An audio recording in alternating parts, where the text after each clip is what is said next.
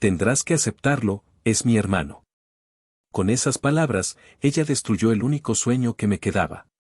No discutí, pero cuando llegaron con sus maletas al terreno, la sorpresa que les esperaba les heló la sangre. Mi venganza apenas comenzaba.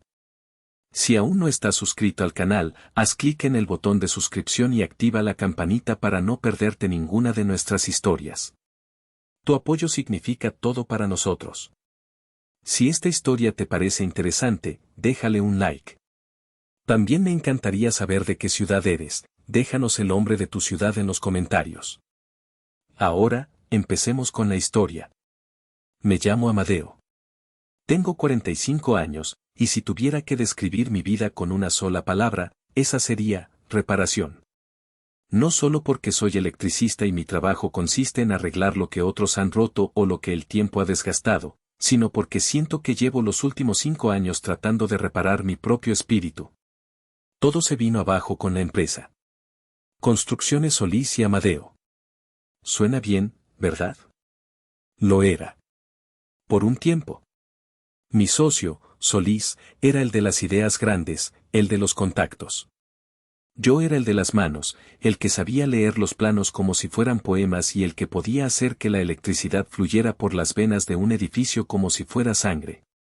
Éramos un buen equipo, o eso creía. Pero las ideas de Solís crecieron más rápido que nuestros cimientos.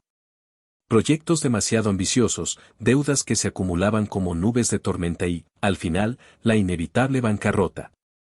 Solís desapareció del mapa, y yo me quedé allí, en medio de los escombros, con las manos vacías y una deuda moral que me pesaba más que cualquier otra. Había perdido mis ahorros, sí, pero lo que más me dolía era haber perdido la confianza de los buenos hombres que trabajaron para mí. Desde entonces, mi vida ha sido un intento constante de volver a ponerme de pie. Trabajo por mi cuenta, trabajos pequeños, reparaciones, instalaciones, lo que sea para pagar las cuentas y para sentir, al final del día, que mis manos todavía sirven para crear algo. No solo para firmar papeles de liquidación. Pero en el fondo, en el rincón más silencioso de mi alma, ardía un sueño. Un sueño que olía a pino húmedo y a tierra mojada. Un pequeño terreno junto al lago de Arareco, con una cabaña vieja y ruinosa que nadie quería. No era un sueño de grandeza, no buscaba una mansión ni lujos. Buscaba un refugio. Buscaba un lugar donde pudiera reparar la pieza más importante de todas, yo mismo. Ese lugar era sagrado para mí. Era el lugar donde mi padre, un carpintero de los de antes, de los que medían con la mirada y cortaban con el pulso, me había llevado a pescar cada verano de mi infancia. Allí me enseñó a lanzar el anzuelo, a tener paciencia, a escuchar el lenguaje del viento entre los árboles. Y allí, en esa cabaña destartalada que entonces pertenecía a un viejo amigo suyo, me enseñó a trabajar la madera. Aún conservo su caja de herramientas. Es de roble oscuro, pesada como un cofre del tesoro. Las bisagras rechinan cuando la abro, y el olor a aceite de linaza y a madera vieja me transporta directamente a esos días.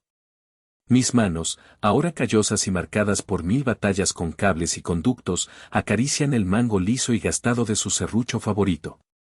Cierro los ojos y casi puedo sentir su mano grande y fuerte sobre la mía, guiando el primer corte. Derecho, mijo, siempre derecho. La madera no perdona las dudas, me decía con su voz grave y tranquila. Ese era mi plan. Comprar ese pedazo de tierra y, con mis propias manos y las herramientas de mi padre, devolverle la vida a esa cabaña. No era solo un proyecto de construcción, era un acto de redención. Cada clavo que martillara sería un golpe contra el fracaso. Cada tabla que lijara sería una forma de suavizar las asperezas de mi pasado. Cuando por fin junté el último centavo, después de años de privaciones y trabajo extra, sentí que el corazón se me saldría del pecho. Se lo conté a Elisa, mi esposa, con una emoción que pocas veces dejaba traslucir. Desplegué sobre la mesa de la cocina un boceto que había dibujado 1000 veces en mi mente. Aquí, mi amor, le dije, señalando con un dedo tembloroso. Aquí irá nuestro cuarto, con una ventana grande que dé directo al lago. Imagínate despertar con esa vista. Y aquí, un pequeño porche para sentarnos a tomar café por las mañanas. La reconstruiré toda, desde los cimientos. Será nuestro lugar, Elisa. Un lugar para empezar de nuevo, lejos de todo y de todos. Ella me miró, y en sus ojos vi un brillo que me llenó de esperanza. Se acercó, me rodeó el cuello con sus brazos y me besó con una ternura que casi había olvidado. Claro que sí, mi amor, me susurró al oído. Será nuestro refugio. Un lugar para empezar de nuevo, solo tú y yo. En ese momento, le creí. Creí en sus palabras, en su beso, en la promesa de un futuro compartido entre el murmullo del agua y el aroma de la madera nueva. Creí que, por fin, después de tanto tiempo a la deriva, había encontrado mi puerto. Qué ingenuo fui. No sabía que, para ella, mi refugio no era más que una propiedad con potencial para otros fines. No sabía que, mientras yo soñaba con construir nuestro futuro, ella ya estaba planeando cómo alojar en él a los fantasmas de su propio pasado. La firma de las escrituras fue uno de los días más felices de mi vida. Sostener ese fajo de papeles con mi nombre, saber que cada árbol, cada piedra, cada metro de tierra hasta la orilla del lago era mío, se sentía como una victoria. Era la primera vez en 5 años que sentía que no solo estaba sobreviviendo, sino que estaba construyendo algo real, algo tangible. Algo que nadie podría arrebatarme. El fin de semana siguiente, llevé a Elisa al terreno. El aire era fresco y limpio, olía a pino y a tierra húmeda después de la lluvia de la noche anterior. La cabaña era un desastre, tal como la recordaba. La pintura descascarada, el techo parcialmente hundido, las ventanas rotas como ojos vacíos. Pero yo no veía ruinas, veía potencial. Veía el esqueleto de un sueño esperando a que yo le diera carne y piel. Mira, le dije, incapaz de contener la emoción. Mi voz resonaba en el silencio del bosque. El armazón principal está sólido. Es madera de roble, de la buena. Podemos salvar la mayor parte. Tiraremos esta pared para ampliar la sala, ¿ves? Y aquí, donde está este desastre, pondré una chimenea de piedra. La construiré yo mismo, piedra por piedra. Caminaba de un lado a otro, gesticulando, dibujando planos en el aire. Elisa me seguía con una sonrisa paciente, asintiendo de vez en cuando. Y el porche, Elisa, el porche será la joya de la corona. Lo haremos de cedro, para que aguante la humedad. Imagínate las tardes aquí, con una hamaca, viendo cómo el sol se esconde detrás de las montañas. Podremos invitar a Fermín y a su esposa. Haremos carnes asadas. Me detuve y la miré. Quería ver en sus ojos la misma chispa que sentía en mi interior. Quería que compartiera mi visión, que sintiera ese lugar como suyo tanto como yo lo sentía mío. ¿Qué te parece?, le pregunté, mi voz un poco más suave. Es perfecto, Amadeo, dijo ella, acercándose. Es más de lo que imaginé. Será mucho trabajo. Será un trabajo hecho con amor, respondí, tomándola de la mano. Cada martillazo, cada corte, será por nosotros. Nos quedamos en silencio un momento, mirando el lago. El agua reflejaba el cielo azul y las nubes blancas como un espejo perfecto. En ese instante, sentí una paz que no había experimentado en años. La carga del fracaso, el peso de la decepción, todo parecía disolverse en la inmensidad de aquel paisaje. Este era mi santuario. Nuestro santuario. Fue entonces cuando sonó su teléfono. Elisa se apartó un poco para contestar. Vi cómo su expresión cambiaba. La sonrisa paciente se desvaneció, reemplazada por una línea tensa en su mandíbula. Su voz era un murmullo bajo, casi inaudible, pero su lenguaje corporal lo decía todo. Se pasaba la mano por el pelo, se encogía de hombros, miraba hacia el suelo. Era la misma coreografía que veía cada vez que hablaba con su familia. Yo intenté no prestarle atención. Me concentré en la cabaña, en el sonido de los pájaros, en el tacto áspero de la corteza de un pino cercano. Pero era imposible ignorar la nube que acababa de posarse sobre nuestro momento de paz. La llamada duró unos 5 minutos, que se me hicieron eternos. Cuando finalmente colgó, se quedó un rato de espaldas a mí, mirando el teléfono en su mano como si contuviera malas noticias. ¿Todo bien?, le pregunté, tratando de que mi voz sonara casual. Se giró lentamente y forzó una sonrisa que no llegó a sus ojos. Sí, sí, todo bien. Suspiró, un suspiro largo y pesado que pareció arrastrar toda la energía positiva del ambiente. ¡Ay, es mi hermano otra vez! Braulio y sus eternos problemas. Braulio. Su hermano menor. Un hombre que rondaba los 30 pero que vivía con la mentalidad de un adolescente. Nunca había tenido un trabajo estable, siempre metido en algún proyecto que nunca llegaba a nada, siempre dependiendo de la ayuda de su madre o, indirectamente, de la nuestra. No me caía mal, exactamente. Simplemente, no lo respetaba. Representaba todo lo que yo despreciaba, la pereza, la falta de ambición, la eterna excusa. ¿Qué pasó ahora?, pregunté, sintiendo como una pequeña piedra de resentimiento se instalaba en mi estómago. Oh, lo de siempre, dijo ella, restándole importancia con un gesto de la mano. Problemas de dinero. Que si lo corrieron del trabajo, que si no tiene para la renta. Ya sabes. Asentí, sin querer ahondar en el tema. No era el momento ni el lugar. Estábamos en nuestro paraíso personal, y no iba a dejar que la sombra de Braulio lo arruinara. Bueno, no pensemos en eso ahora, dije, rodeándola con un brazo y atrayéndola hacia mí. Pensemos en esto. En nuestro futuro. Ella se acurrucó contra mi pecho, pero su cuerpo se sentía rígido, distante. Su mirada se había perdido de nuevo en el lago, pero yo sabía que no estaba viendo el paisaje. Estaba a kilómetros de distancia, atrapada en los problemas de una familia que, sentía yo, siempre nos arrastraba hacia abajo. En ese momento, cegado por la felicidad de mi sueño cumplido, decidí ignorar la señal de alarma. Me dije a mí mismo que eran cosas sin importancia, problemas pasajeros. No me di cuenta de que esa llamada no era un simple contratiempo. Era un presagio. Era el sonido de una grieta abriéndose en los cimientos de nuestro refugio, una grieta que, muy pronto, se convertiría en un abismo insalvable.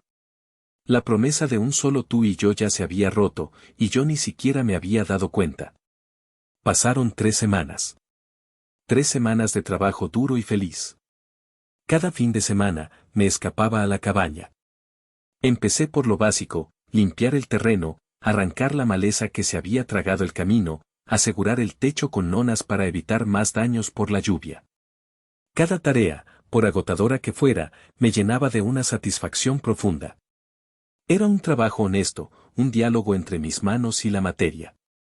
Elisa venía a veces, me traía comida, se sentaba en una silla plegable a leer un libro mientras yo trabajaba.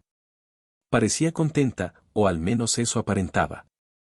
Una noche de jueves, mientras cenábamos, soltó la bomba.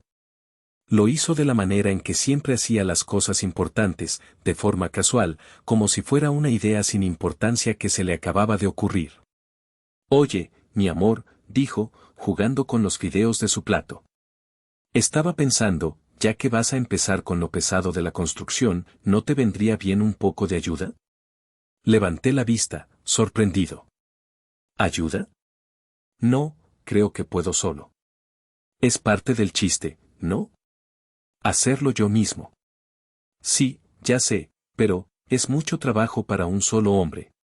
Y pensé, bueno, hablé con mi mamá y... Braulio no está haciendo nada ahora mismo. Lo corrieron de la bodega donde trabajaba. Y pensé que tal vez, podría irse contigo unas semanas. Te echa una mano, se gana unos pesos y de paso se despeja un poco. Le vendría bien el aire del campo. Me quedé en silencio, con el tenedor a medio camino de la boca. Sentí una oleada de irritación, pero la reprimí. No quería discutir. Estaba cansado, y la perspectiva de una pelea por su hermano me agotaba aún más. Elisa, no lo sé, dije con cuidado. Braulio no sabe nada de construcción. Me estorbaría más de lo que me ayudaría. Y no tengo dinero para pagarle, todo se fue en el terreno. No, no, no te preocupes por eso, se apresuró a decir. Yo le doy algo de mis ahorros. Piénsalo como una inversión. Y no tiene que saber de construcción, puede hacer el trabajo pesado. Cargar madera, limpiar, cosas así. Solo serían unas semanas, hasta que encuentre otro trabajo. Por favor, Amadeo. Está muy deprimido. La palabra mágica, deprimido. La usaban siempre que Braulio se metía en problemas por su propia irresponsabilidad. Era el escudo perfecto, el que desarmaba cualquier argumento. Si me negaba, no era por razones prácticas, sino porque era un insensible que no entendía el sufrimiento de su cuñado. Suspiré, derrotado de antemano. Está bien, dije, y vi cómo su rostro se iluminaba de alivio. Unas semanas. Pero que quede claro, Elisa, es para trabajar, no para ir de vacaciones. Claro que sí, mi amor. Ya verás, será de gran ayuda, gracias. El sábado por la mañana, pasé a recogerlo. Me había imaginado que llevaría una pequeña maleta con ropa de trabajo. En su lugar, me encontré con 2 maletas enormes y una mochila a reventar, como si se fuera a un resort de lujo por un mes. Listo para sudar la gota gorda, cuñado, le dije, intentando sonar animado. Nací listo, Amadeo, respondió con una palmada en mi espalda que me pareció demasiado familiar. A ver qué tal se nos da eso de ser leñadores. El viaje en la camioneta fue una tortura. No paró de hablar de sus planes absurdos, que si iba a empezar un negocio de criptomonedas, que si conocía a un tipo que lo iba a hacer productor musical. Yo solo asentía, con la vista fija en la carretera, contando los kilómetros que faltaban para llegar. Cuando llegamos, el sol de la mañana pegaba con fuerza. Yo me bajé, me puse los guantes y empecé a descargar unos tablones de madera que había comprado. Braulio se bajó, se estiró con un bostezo teatral y miró a su alrededor. Órale, está chido el lugar, ¿eh? Muy rústico, dijo, como si fuera un crítico de arquitectura. Oye, ¿y no tienes unas cervecitas bien frías en alguna hielera? Porque con este calor, como que se antoja. Me detuve, con un tablón pesado sobre el hombro. Lo miré. Él estaba allí, con sus lentes de sol de diseñador y su ropa impecable, pidiéndome una cerveza mientras yo sudaba bajo el sol. En ese momento, supe que había cometido un error garrafal. No, Braulio, le dije, mi voz más seca de lo que pretendía. No hay cervezas. Hay trabajo. Esas maletas no se van a bajar solas a la cabaña. Hizo una mueca, como si le hubiera pedido algo terrible. Uf, qué genio. Tranquilo, cuñado, apenas vamos llegando. Hay que aclimatarse, ¿no? Se encogió de hombros y, con una lentitud exasperante, empezó a arrastrar una de sus maletas por el camino de tierra. Yo volví a mi trabajo, pero la satisfacción se había evaporado. Ahora, cada golpe de martillo, cada palada de tierra, se sentía diferente. Ya no era mi santuario. Se había convertido en un lugar de trabajo, y yo, en el capataz de un empleado que no había pedido y que claramente no tenía ninguna intención de trabajar. El invitado indeseado había llegado, y con él, una sombra de resentimiento que empezaba a extenderse sobre mi sueño. Las unas semanas de Braulio se convirtieron en un mes, y luego en 2. Y su ayuda era, como había predicho, un desastre. Su rutina era exasperantemente predecible. Se levantaba tarde, cuando yo ya llevaba horas trabajando. Salía de la cabaña bostezando, se preparaba un café y se sentaba en el porche a mirar el lago, fumando un cigarrillo tras otro, como si fuera el dueño de la propiedad disfrutando de su retiro. Cuando finalmente le pedía que hiciera algo, lo hacía con la desgana de un condenado a trabajos forzados. Si le pedía que me ayudara a cargar unas vigas, se quejaba del peso. Si le pedía que limpiara los escombros de una pared que había derribado, amontonaba todo en un rincón en lugar de sacarlo. Dejaba basura por todas partes, latas de refresco vacías, colillas de cigarro, envolturas de papitas. Mi refugio de paz se estaba convirtiendo en un basurero. Pero lo peor no era su pereza, sino su incompetencia destructiva. Usaba mis herramientas sin permiso y sin cuidado. Un día, encontré mi taladro eléctrico a la intemperie, empapado por el rocío de la mañana. Otro día, intentó ayudarme a cortar una tabla y casi se lleva un dedo con la sierra. Tuve que quitársela de las manos antes de que ocurriera una tragedia. La gota que derramó el vaso, sin embargo, Fue un incidente que, para cualquiera, podría parecer menor, pero para mí fue una profanación. Era un sábado por la tarde. Yo estaba instalando el marco de una nueva ventana, una tarea delicada que requería precisión. Braulio, aburrido de no hacer nada, decidió que quería participar. Agarró un martillo de mi caja de herramientas y empezó a golpear unos clavos sueltos en una viga vieja, sin ningún propósito, solo para hacer ruido. Braulio, ten cuidado con eso, le grité desde el andamio. Y deja ese martillo, que no estás haciendo nada. Relájate, cuñado, estoy practicando, me respondió con su típica sonrisa burlona. En un movimiento torpe y descuidado, al intentar sacar un clavo torcido, la cabeza del martillo se golpeó con fuerza contra una viga de acero que yo había instalado. Se escuchó un crack seco y metálico. Braulio miró el martillo en su mano. La cabeza de madera del mango, justo donde se unía con el metal, se había partido en dos. No era cualquier martillo. Era el martillo de mi padre. El que había usado durante 40 años. El mango de nogal, pulido por décadas de sudor y trabajo, ahora estaba roto, inútil. Bajé del andamio lentamente. No grité. No lo insulté. Una rabia fría y profunda se apoderó de mí, una rabia tan intensa que me dejó sin palabras. Caminé hacia él, le quité los dos pedazos del martillo de la mano y los miré.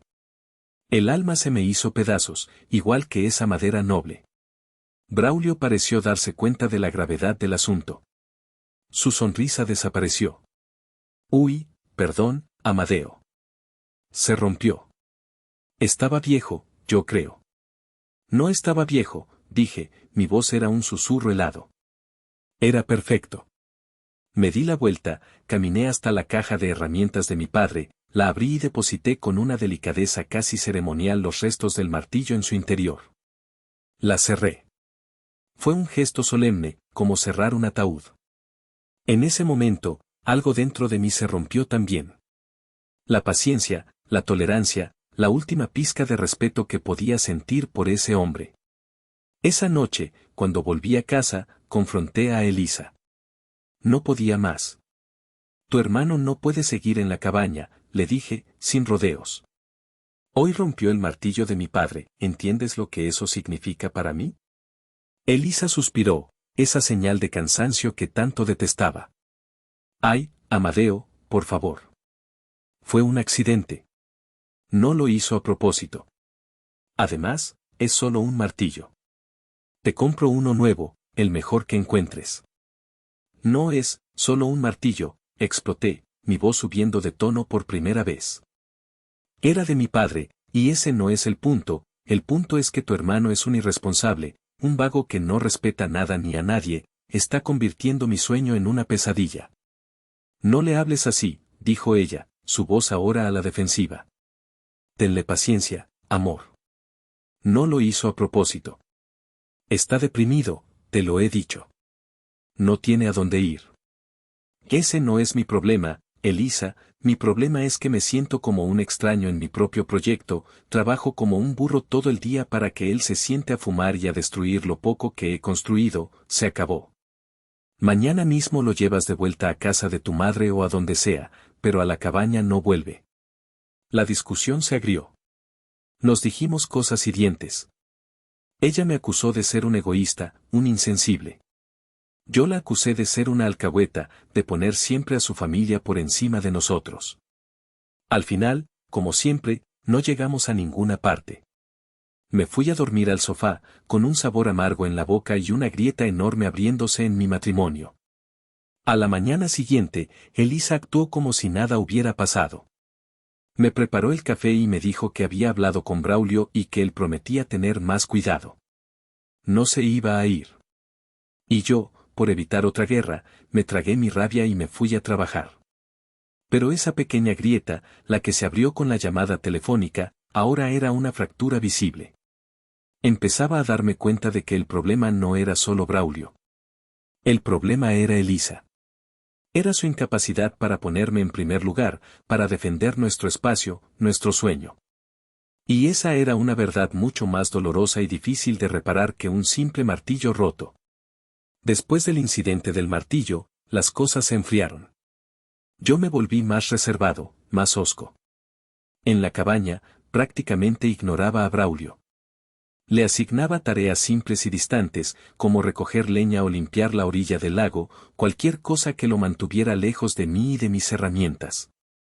Él, por su parte, parecía haber captado el mensaje y mantenía una distancia prudente, aunque su pereza seguía siendo la misma. La tensión también se instaló en casa. Las conversaciones con Elisa se volvieron superficiales, funcionales. Hablábamos del tiempo, de las compras, de las noticias. Evitábamos los temas importantes, como si camináramos de puntillas alrededor de un campo minado. El silencio se hizo más cómodo que las palabras. Fue en medio de esa fría calma que empecé a notar algo más, algo que encendió una nueva alarma en mi cabeza. El dinero. Teníamos una cuenta de ahorros conjunta. No era mucho, pero era el fondo que habíamos destinado exclusivamente a los materiales para la cabaña. Yo llevaba un control meticuloso de cada gasto, cada saco de cemento, cada caja de clavos, cada metro de cable. Sabía exactamente cuánto debía quedar. Y las cuentas no cuadraban. Una tarde, me senté con mis recibos y el estado de cuenta en línea. Faltaban casi 10,000 pesos. No era una fortuna, pero era una cantidad significativa. Era el dinero para las ventanas nuevas, o para la madera del porche. Esa noche, abordé a Elisa con la mayor calma que pude reunir. Mi amor, empecé, mostrándole la pantalla de la tablet. Estaba revisando la cuenta de la cabaña y, parece que hay un desfase, ¿has sacado dinero para algo que se me haya olvidado? Ella echó un vistazo rápido, sin mucho interés. Ah, sí. No, que yo recuerde. A lo mejor te equivocaste en algo. No, lo he revisado 3 veces. Faltan casi 10,000 pesos, ¿estás segura de que no has hecho ningún pago? Se encogió de hombros, y por un segundo vi un destello de nerviosismo en sus ojos antes de que lo ocultara. Pues no, Amadeo. A lo mejor es la inflación, ya sabes cómo está todo de caro. Seguro los materiales te costaron más de lo que pensabas. La excusa era débil, y ambos lo sabíamos. Yo compraba siempre en la misma ferretería de don Ramiro, un hombre honesto que me daba buenos precios. No había forma de que hubiera una diferencia tan grande. Pero decidí no presionar más. Su negativa era demasiado rotunda. Si insistía, solo conseguiría otra pelea inútil. Pero la semilla de la duda ya estaba plantada. Y empezó a crecer, alimentada por otros pequeños detalles.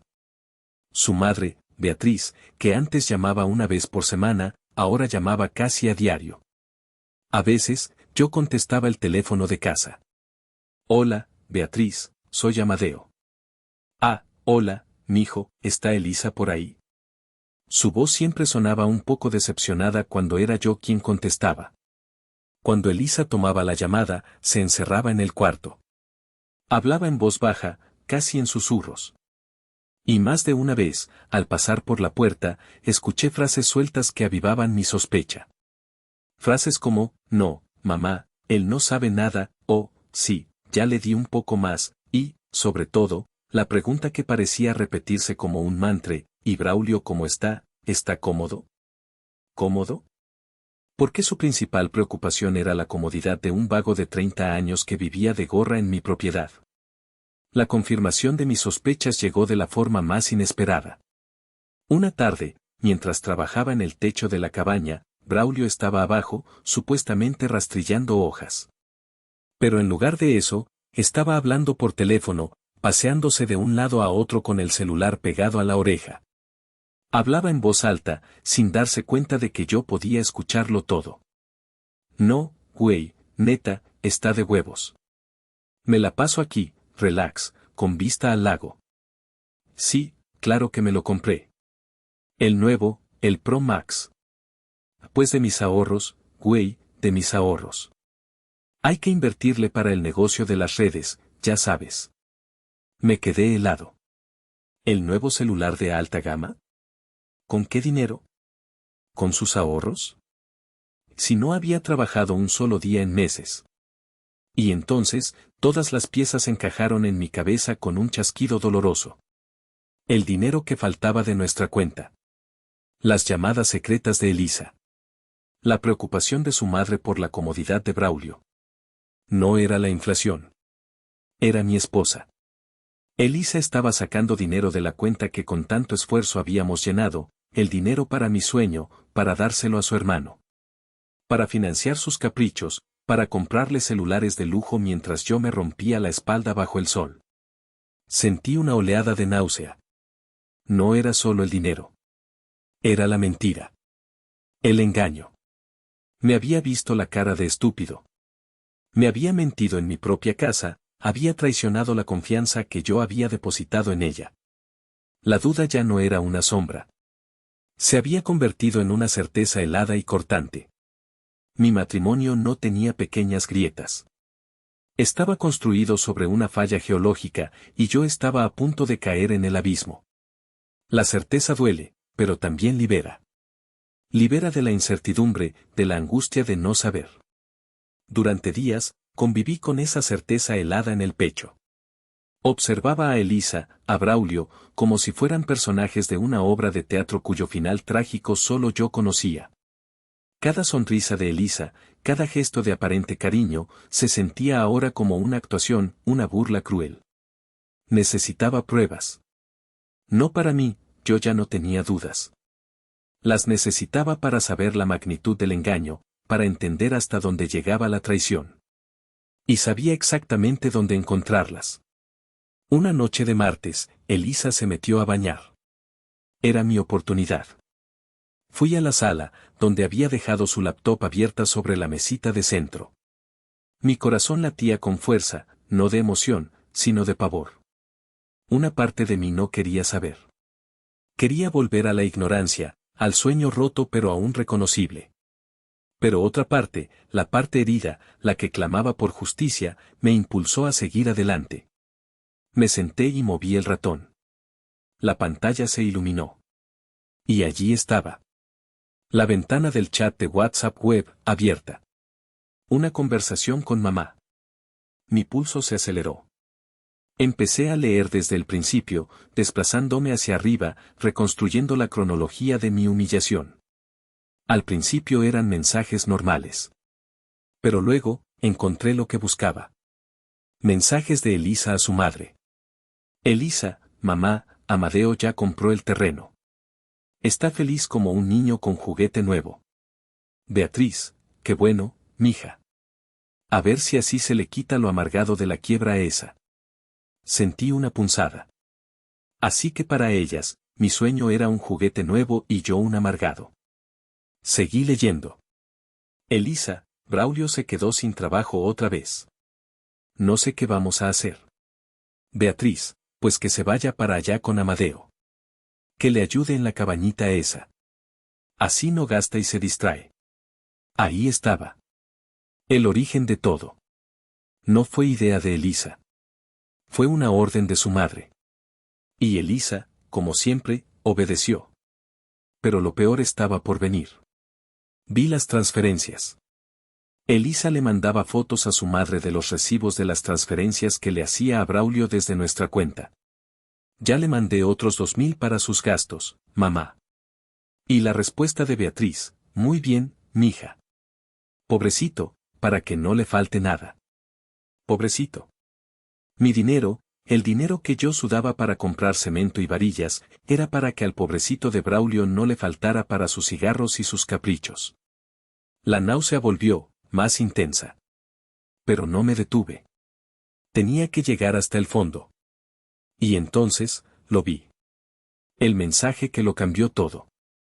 El mensaje que pulverizó el último gramo de amor o respeto que pudiera quedarme por mi esposa y su familia. Era un mensaje de Beatriz, enviado hacía apenas una semana. Beatriz, ¿y cómo va tu marido con su casita de madera? ¿Sigue muy entretenido? La respuesta de Elisa me dejó sin aliento. Elisa, sí, mamá. Ahí sigue, terco como siempre. A veces me da hasta lástima. Lástima. Mi pasión, mi proyecto de redención, le provocaba lástima. pero la respuesta de su madre fue el golpe de gracia. La frase que se grabaría en mi cerebro con fuego. Beatriz, tú tranquila, mija. Deja que tu marido juegue al constructor. Amadeo es un buen burro de carga, aguantará. Mientras él esté ocupado con sus tablitas, tú puedes ayudar a tu hermano, que es quien de verdad lo necesita. Burro de carga. Esa era yo para ellas. No un esposo, no un yerno, no un hombre. Un burro de carga. Un animal fuerte y estúpido que trabaja sin descanso, que aguanta el peso sin quejarse, útil mientras sirva para tirar de la carreta. Y la carreta, en este caso, era su familia. Y la respuesta de Elisa a ese mensaje, la que selló su destino y el mío, fue un simple y devastador, sí, mamá. Cerré la laptop. No la azoté. La cerré con una lentitud deliberada, como si estuviera manejando un objeto frágil y venenoso. Me levanté y caminé hacia la ventana.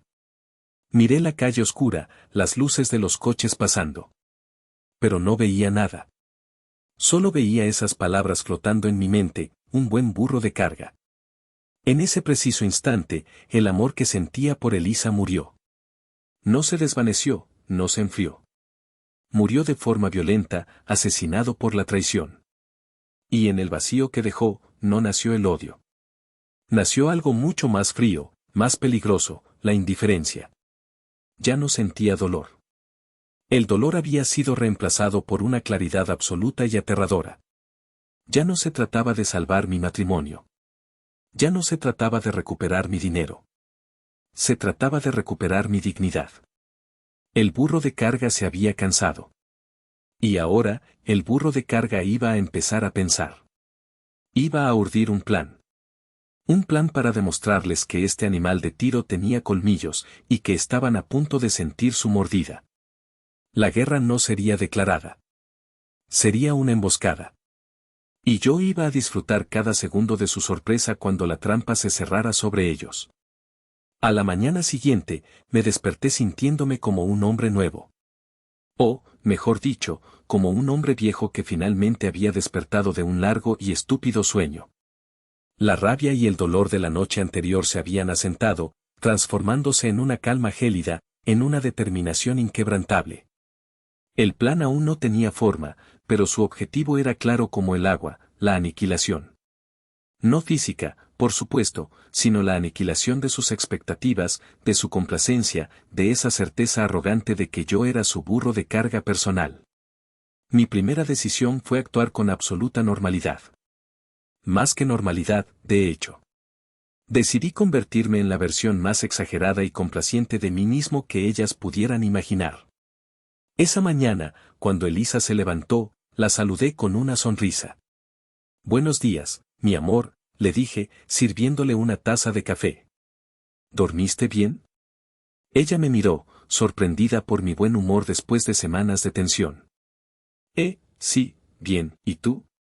Perfectamente, ¿sabes? Estuve pensando. Creo que tenías razón. ¿Razón? ¿Sobre qué?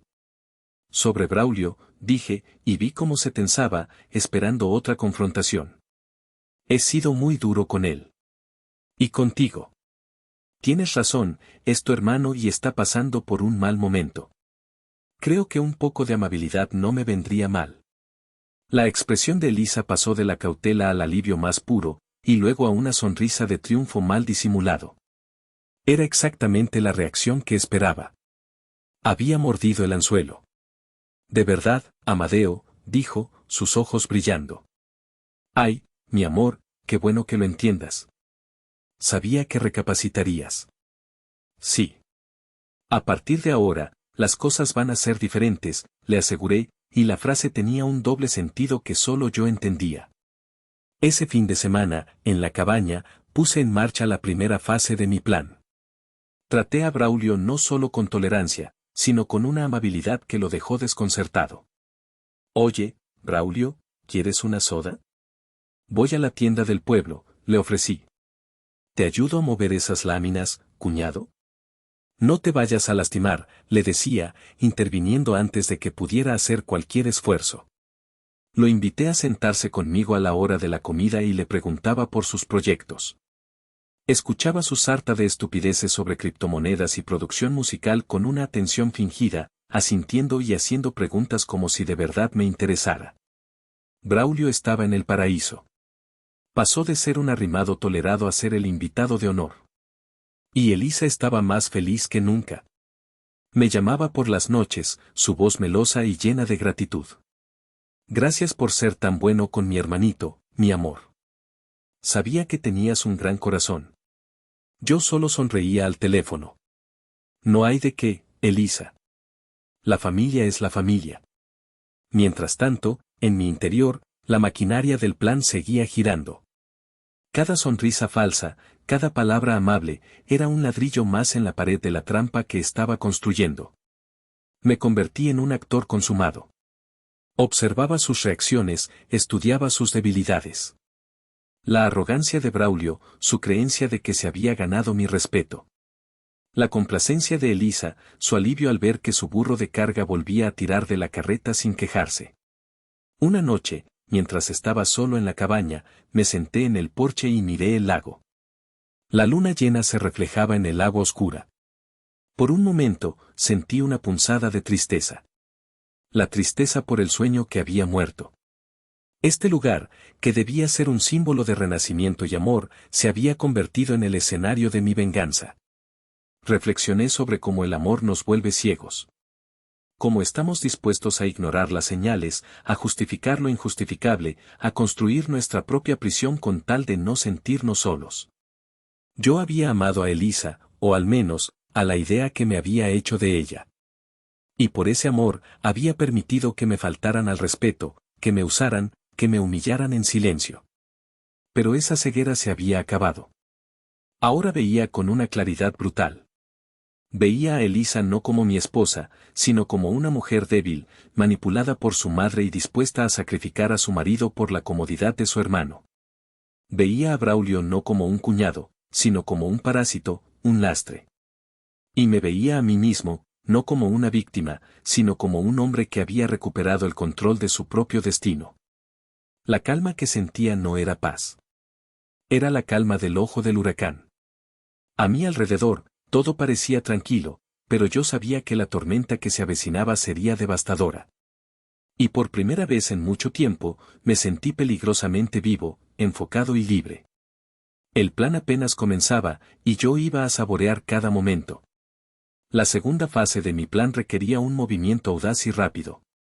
Necesitaba deshacerme de la propiedad, pero no de cualquier manera. Tenía que hacerlo en silencio, sin levantar sospechas, y necesitaba encontrar a alguien que entendiera la urgencia sin hacer demasiadas preguntas. Y solo había una persona que podía ayudarme. Un martes por la mañana, en lugar de ir a un trabajo de instalación que tenía programado, conduje hasta el pueblo cercano a la cabaña. Me estacioné frente a la ferretería y tlapalería El Buen Precio, el negocio de don Ramiro. Don Ramiro era un hombre de unos 70 años, de piel curtida por el sol y manos grandes y fuertes a pesar de su edad. Llevaba más de 40 años al frente de ese negocio, un lugar que parecía detenido en el tiempo, con sus estantes de madera repletos de cajas, herramientas y ese olor característico a metal, pintura y aserrín. Era un hombre de pocas palabras, pero de una honestidad a toda prueba. Me había vendido todos los materiales para la cabaña, siempre con un buen precio y un consejo sabio. Entré y el sonido de una campanita sobre la puerta anunció mi llegada.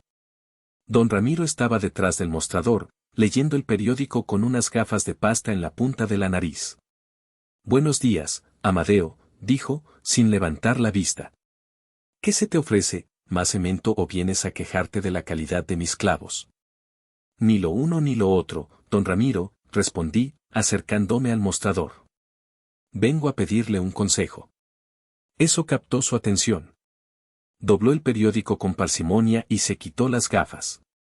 Sus ojos, pequeños y agudos, me examinaron con atención. ¿Un consejo, eh? Esos son más caros que el cemento. A ver, dispara. Dudé un momento. No era fácil admitir mi situación, mi fracaso matrimonial. Pero algo en la mirada directa de don Ramiro me inspiró confianza. Es sobre la cabaña, empecé.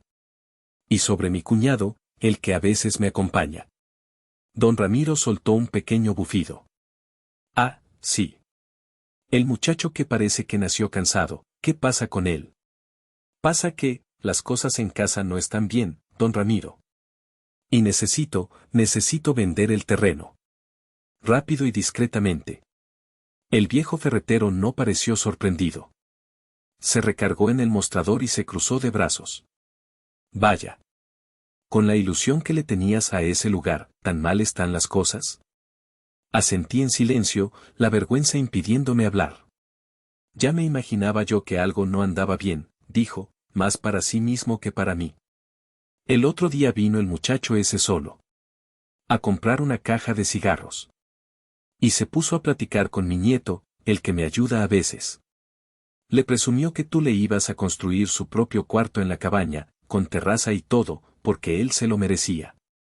Sentí como si me hubieran dado un puñetazo en el estómago. Así que ese era el siguiente paso. No solo vivir allí, sino adueñarse del lugar, modificar mi sueño a su antojo. ¿Todo bien por casa, muchacho?, preguntó don Ramiro, su voz ahora un poco más suave al ver mi reacción. Ese cuñado tuyo parece que no sabe lo que es un martillo, pero sí sabe cómo usar a la gente. Fue esa frase, esa muestra de comprensión, lo que rompió mis defensas. En un momento de vulnerabilidad, le conté todo. No los detalles íntimos, pero sí lo esencial, la invasión de mi espacio, el dinero desaparecido, la sensación de ser un extraño en mi propio proyecto. Don Ramiro me escuchó en silencio, asintiendo de vez en cuando. Cuando terminé, se quedó pensativo un momento, rascándose la barbilla. Mira, Amadeo, dijo finalmente. No soy quien para darte consejos de matrimonio. Pero sí te digo una cosa que he aprendido en mis 70 años, a veces, la única forma de curar una herida infectada es cortar por lo sano. Y si no lo haces a tiempo, la gangrena te come toda la pierna. Se inclinó, abrió un cajón del viejo escritorio que tenía detrás y sacó una libreta de hule negro. La hojeó con un dedo humedecido en saliva y se detuvo en una página. Arrancó un pedacito de papel y escribió algo en él. Llama a este hombre, me dijo, pasándome el papelito. Se llama Dante. Es un desarrollador, un tipo serio. De los que tienen dinero y visión. Ha estado comprando terrenos por toda la zona.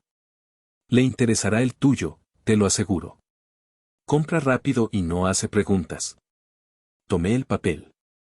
El nombre Dante y un número de teléfono estaban escritos con una caligrafía firme y anticuada. Dile que yo te envié, añadió don Ramiro, volviendo a ponerse las gafas para leer su periódico, dando la conversación por terminada. Don Ramiro, empecé, sin saber cómo agradecerle. Anda, vete ya, que me interrumpes las noticias deportivas, dijo, agitando una mano sin mirarme. Y suerte, muchacho. A veces, para volver a construir, primero hay que demolerlo todo. Salí de la ferretería sintiendo un peso menos sobre mis hombros. Tenía un nombre. Tenía un contacto. Tenía un aliado inesperado. El plan, que hasta ahora era solo una nebulosa de rabia y deseo de venganza, empezaba a tomar una forma sólida y concreta. La demolición estaba a punto de comenzar. Esa misma tarde, con el papelito de don Ramiro en mi mano temblorosa, hice la llamada. Bueno. La voz al otro lado era joven, enérgica, directa. Buenas tardes, busco al señor Dante. Me dio su número don Ramiro, el de la ferretería. Hubo una pausa corta. Habla Dante, ¿qué se te ofrece? ¿Don Ramiro necesita más tornillos? No, señor.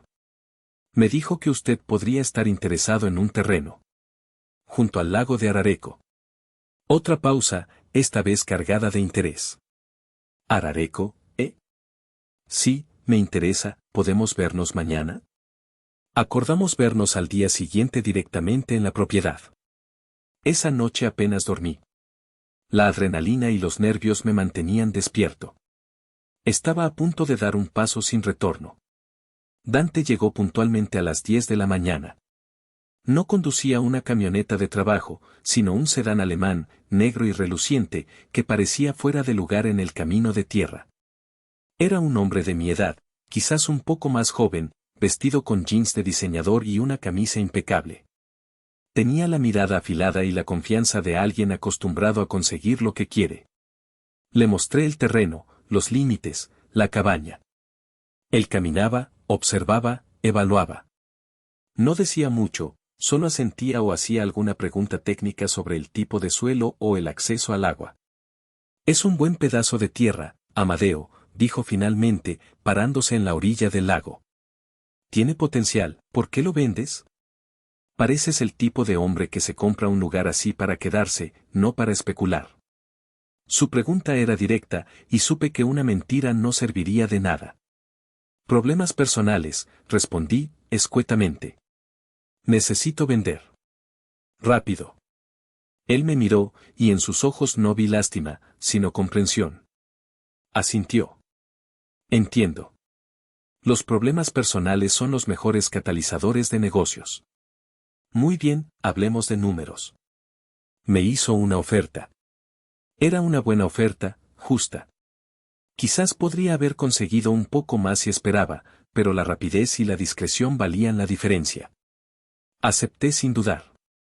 Perfecto, dijo Dante, extendiendo su mano para cerrar el trato. Mis abogados prepararán los papeles. En un par de días podemos firmar. Estrechamos la mano. Sentí un vértigo, una mezcla de alivio y pánico. Lo había hecho. Estaba a punto de vender mi sueño. Pero entonces, cuando pensaba que la conversación había terminado, Dante hizo algo inesperado. Se quedó mirando la cabaña, luego a mí, y luego a la caja de herramientas de mi padre que yo había dejado cerca. Eres electricista, ¿verdad? Don Ramiro me lo comentó. Y por cómo hablas de la estructura, sabes de construcción. Algo sé, respondí con cautela. Mira, Amadeo, te seré franco, dijo, su tono ahora más conspirador. No voy a conservar la cabaña. Mi plan es demoler todo y construir un pequeño complejo de cabañas de lujo para alquiler. Un proyecto ecológico, de alto nivel. Asentí, sin saber a dónde quería llegar. Y para un proyecto así, necesito gente buena. Gente que conozca el terreno, que sepa trabajar y que sea de confianza. He tenido malas experiencias con contratistas de la ciudad. Hizo una pausa, mirándome fijamente. Te compro el terreno, Amadeo. Pero quiero hacerte una contraoferta. Una condición, si quieres verlo así. Me quedé en silencio, expectante. Quiero que tú seas mi jefe de obra para toda la instalación eléctrica del nuevo complejo. Te pagaré bien, por encima del mercado. Y cuando terminemos, una de las nuevas cabañas, la que tiene la mejor vista, será tuya. Como parte de tu liquidación, ¿qué me dices? Me quedé sin palabras. Mi mente daba vueltas, tratando de procesar lo que acababa de escuchar. Vender mi sueño para, en su lugar, obtener un trabajo de verdad, un puesto de responsabilidad y al final, una cabaña nueva, sin el sudor y las lágrimas de la traición impregnadas en sus paredes. Era, poético. Era una justicia cósmica que nunca me hubiera atrevido a imaginar. ¿Por qué? Fue lo único que acerté a preguntar. Apenas me conoce. Dante sonrió, una sonrisa astuta. Confío en el juicio de don Ramiro. Y confío en mi instinto. Veo cómo miras este lugar. Tienes una conexión con él. Y un hombre que ama la tierra donde trabaja, es un hombre que hará un buen trabajo. Además, añadió, con un guiño, parece que tienes una buena razón para querer empezar de nuevo por aquí. Y esa es la mejor motivación que existe. El plan original en mi cabeza, que era simplemente vender y desaparecer, se transformó en ese instante en algo mucho más grande, mucho más satisfactorio. No era solo una huida. Era una reconstrucción. Un contraataque. Acepto, dije, mi voz firme por primera vez. Acepto el trato. Pero le pido un solo favor. Tú dirás. Solo espere una semana antes de empezar a mover cosas o poner sus letreros. Necesito tiempo. Tengo que organizar una mudanza familiar. Dante me miró, y una sonrisa de complicidad se dibujó en su rostro. Entendió perfectamente. Considera esa semana como tuya, Amadeo, dijo. Prepara tu mudanza. Parece que será un evento memorable. Nos dimos la mano de nuevo, pero esta vez no era la mano de un hombre vendiendo su sueño, sino la de un hombre forjando su venganza. Los días que siguieron a mi trato con Dante fueron los más extraños de mi vida. Vivía en una dualidad constante.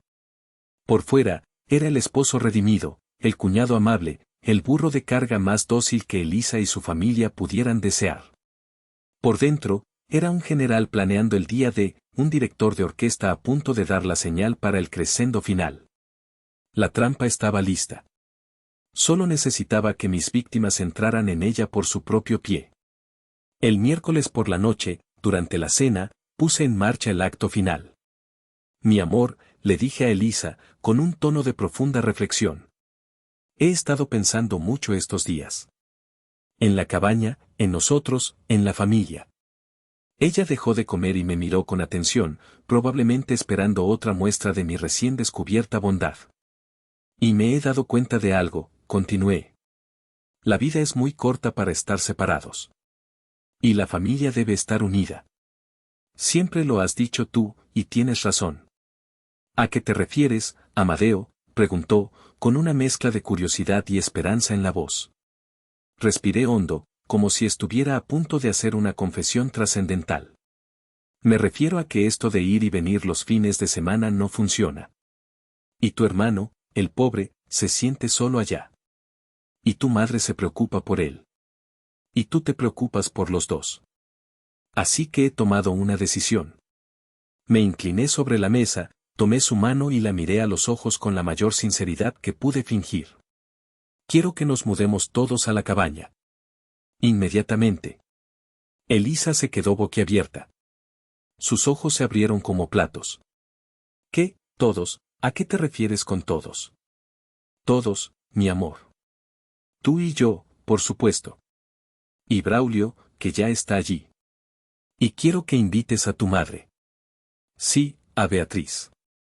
Que se venga a vivir con nosotros. Hay espacio de sobra. Podemos adaptar un cuarto para ella. Así estarás contenta, con tu familia cerca, y yo estaré feliz de verte feliz. Viviremos todos juntos, como una gran familia unida y feliz. El rostro de Elisa era un poema. Pasó de la sorpresa a la incredulidad, y de ahí, a una alegría tan pura y desbordante que casi me hizo sentir culpable. Casi. ¿Lo dices en serio, Amadeo? Mi mamá también. Ay, mi amor, no lo puedo creer, sería maravilloso. Se levantó, rodeó la mesa y me abrazó con fuerza. Gracias, gracias, gracias, eres el mejor hombre del mundo. Yo correspondí al abrazo, mi rostro inexpresivo por encima de su hombro. Lo que sea por mi familia, musité. La alegría hipócrita que vi en su rostro durante los siguientes 2 días fue el combustible que necesitaba para apagar cualquier rescoldo de duda. Inmediatamente después de mi anuncio, llamó a su madre. Escuché la conversación desde la otra habitación. Mamá, no sabes, Amadeo quiere que te vengas a vivir con nosotros a la cabaña, conmigo y con Braulio. Sí, te lo juro, dice que la familia debe estar unida. Claro que sí, está encantado, prepara tus cosas, nos vamos este sábado. Luego llamó a Braulio. Hermanito, tengo noticias increíbles, mamá se muda con nosotros a la cabaña, y nos vamos a quedar a vivir todos allí, Amadeo está de acuerdo con todo. La maquinaria se había puesto en marcha, impulsada por su propia codicia y su estupidez. Pasaron los siguientes 2 días empacando. Cajas, maletas, bolsas. Elisa estaba eufórica, tarareando mientras doblaba ropa, planeando en voz alta dónde pondría los muebles de su madre. Yo, por mi parte, me dediqué a mi propia mudanza silenciosa. Poco a poco, fui sacando de la casa mis cosas de valor, la caja de herramientas de mi padre, mis documentos importantes, algunas fotos y recuerdos personales. Lo metía todo en la camioneta, oculto bajo unas lonas. Para ellas, yo solo estaba preparando la camioneta para la gran mudanza. El viernes por la noche, la casa era un caos de cajas. Elisa y yo nos sentamos a cenar pizza sobre una de ellas, como en los viejos tiempos. Estoy tan feliz, Amadeo, me dijo, con los ojos brillantes. Siento que por fin vamos a ser una familia de verdad. Yo también, mi amor, respondí, dándole un sorbo a mi cerveza. La última cena. Yo también. Esa noche, mientras ella dormía profundamente, agotada por la emoción y el empaque, yo me quedé despierto en la sala, observando las sombras. No sentía nervios. No sentía culpa. Solo una calma absoluta, la calma del verdugo que afila su hacha antes de la ejecución. La trampa estaba lista.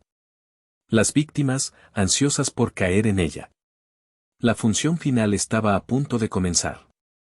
El sábado por la mañana brillaba con una luz cruelmente hermosa. El cielo estaba despejado, y el aire, fresco. Un día perfecto para una mudanza. Un día perfecto para un juicio final. Cargamos mi camioneta hasta el tope. Elisa, a mi lado en el asiento del copiloto, no paraba de hablar, de hacer planes. Que si podían poner un pequeño huerto para su mamá, que si Braulio podría aprender a pescar. Yo solo conducía, asintiendo de vez en cuando, con una sonrisa pétrea en el rostro. Detrás de nosotros, en su propio coche, venían la artillería pesada, Beatriz, mi suegra, al volante, con una expresión de triunfo en el rostro, y Braulio a su lado, con sus lentes de sol puestos. Como una estrella de rock llegando a su mansión. Su coche también iba cargado de maletas y cajas. Era una caravana de la victoria. Su victoria. El viaje de 1 hora se me hizo corto. Cada kilómetro que nos acercaba al lago, sentía como la tensión en mi interior se convertía en una energía eléctrica, vibrante. Estaba a punto de presionar el detonador. Cuando finalmente tomamos el camino de tierra que llevaba al terreno, Elisa soltó un gritito de emoción. Ya casi llegamos, ay, no puedo esperar a ver la cara de mamá cuando vea el lago. Yo no dije nada. Seguí conduciendo, despacio, saboreando el momento. Doblamos la última curva, esa desde donde la cabaña se veía por primera vez. Y entonces, se hizo el silencio. Elisa dejó de hablar. Se inclinó hacia adelante, pegando la cara al parabrisas. Su expresión de alegría se congeló, reemplazada por una de pura y absoluta confusión. Justo en la entrada de mi terreno, donde antes solo había un par de postes de madera, ahora se extendía una valla metálica nueva y reluciente. Y en el centro, clavado en un poste, un letrero enorme, blanco, con letras azules y rojas que gritaban al sol. Propiedad privada. Se prohíbe el paso. Constructora D&R. Detuve la camioneta a unos metros de la valla. El coche de mi suegra se detuvo bruscamente detrás de nosotros. Apagué el motor. El silencio era total, solo roto por el canto de un pájaro lejano. Junto a la valla, recargado en una camioneta de lujo, estaba Dante. A su lado, 2 de sus trabajadores, hombres grandes y de aspecto rudo, se cruzaron de brazos, observándonos. Elisa se giró para mirarme. Sus ojos eran 2 pozos de desconcierto. Amadeo, ¿qué es esto? ¿Quiénes son estos hombres? ¿Por qué hay una valla? Me tomé mi tiempo. Me desabroché el cinturón de seguridad con calma. Me giré para enfrentarla, y por primera vez en semanas, la dejé ver la verdad en mis ojos. No había sonrisa, no había amabilidad. Solo hielo. ¿Esto? Pregunté, mi voz tranquila, pero cortante como el acero. Esto, Elisa, es lo que queda de nuestro sueño. Las puertas del otro coche se abrieron. Beatriz y Braulio se bajaron, sus rostros también reflejando la misma confusión. Se acercaron a mi ventana. Amadeo, ¿se puede saber qué demonios pasa aquí?, ladró Beatriz, con su habitual tono autoritario. Ignoré a mi suegra y mantuve la mirada fija en mi esposa. Este es el sueño que vendiste por unos cuantos pesos para mantener a este parásito, continué, señalando con la cabeza a Braulio, que nos miraba sin entender. Así que decidí hacer lo mismo. Vendí el terreno. Ahora es de él. Y señalé a Dante. La comprensión golpeó a Elisa como una bofetada. Su rostro palideció. Abrió la boca para hablar, pero no le salieron las palabras. Solo un sonido ahogado. Braulio fue el primero en reaccionar. Su confusión se convirtió en rabia. ¿Qué tú qué? ¿Estás loco, pendejo? Esta es mi casa. Se abalanzó hacia la valla, como si fuera a arrancarla con sus propias manos. Los dos trabajadores de Dante dieron un paso al frente, bloqueándole el paso. No dijeron nada. No hizo falta. Su sola presencia era una muralla. Amadeo, gritó Elisa, su voz ahora un chillido de pánico. No puedes habernos hecho esto, ¿a dónde vamos a ir? Esa, mi querida Elisa, ya no es mi preocupación, respondí, y el sonido de mi propia calma me sorprendió. Ustedes querían una familia unida. Pues ahí la tienen. Los tres, juntos. Busquen un lugar donde vivir. Tal vez Braulio pueda conseguir un trabajo de verdad y pagar una renta. O tal vez Beatriz pueda vender sus joyas. No sé. Resuélvanlo. Eres un monstruo, sollozó Beatriz, señalándome con un dedo tembloroso. No, Beatriz, repliqué, mirándola directamente por primera vez. Yo solo soy el burro de carga, ¿recuerda? El que aguanta todo. Pues este burro de carga se cansó de tirar de su carreta. Ahora, si me disculpan, tengo cosas que hacer. Arranqué el motor. La mirada de Elisa era una mezcla de odio, súplica y desesperación. Por un segundo, una parte muy pequeña de mí sintió una punzada de algo parecido a la piedad. Pero entonces recordé. Recordé sus mentiras, su desprecio, la palabra lástima. Y la punzada desapareció. Di la vuelta enulentamente, sobre el camino de tierra. Los dejé allí, de pie, en medio de la nada, rodeados de sus maletas y sus cajas, frente a la puerta cerrada de un paraíso que creyeron suyo. Tres parásitos a los que se les acababa de morir el huésped. Mientras me alejaba, los vi por el espejo retrovisor. Una imagen patética y hermosa. La imagen de mi libertad. Conduje sin rumbo fijo durante un rato, con las ventanas de la camioneta bajadas, dejando que el viento me golpeara la cara. No volví a casa. Esa casa ya no era mi hogar, era solo un cascarón vacío lleno de malos recuerdos. Me dirigí a un pequeño apartamento amueblado que había alquilado discretamente la semana anterior, mi primer cuartel general como hombre libre. Al llegar, descargué las pocas cosas que había salvado de mi vida anterior, la caja de herramientas de mi padre, mis documentos, un par de cajas con ropa y libros. La caja de herramientas la puse en un lugar de honor, sobre una pequeña mesa en la sala. Al abrirla, el olor a madera y aceite me llenó los pulmones. Saqué los pedazos del martillo roto y los sostuve en la mano. Ya no sentía rabia. Sentía una extraña paz. Era el símbolo de un final, pero también de un comienzo. Mi teléfono no paraba de vibrar. Decenas de llamadas perdidas de Elisa, de Beatriz. Cientos de mensajes de texto. Los leí por encima. Insultos, amenazas, súplicas, acusaciones. Que si era un desgraciado, que cómo podía haberles hecho eso, que a dónde iban a ir, que los había dejado en la calle. Sin una pizca de emoción, bloqueé sus números.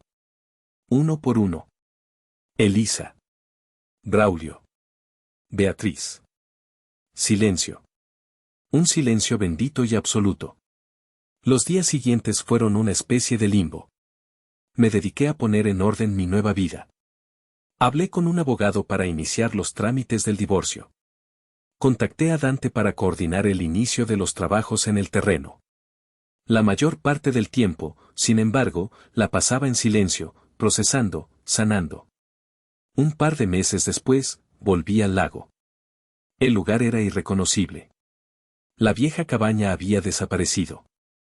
En su lugar, había cimientos de concreto, estructuras de acero y el sonido constante de la construcción. El proyecto de Dante estaba en pleno apogeo. Me bajé de la camioneta.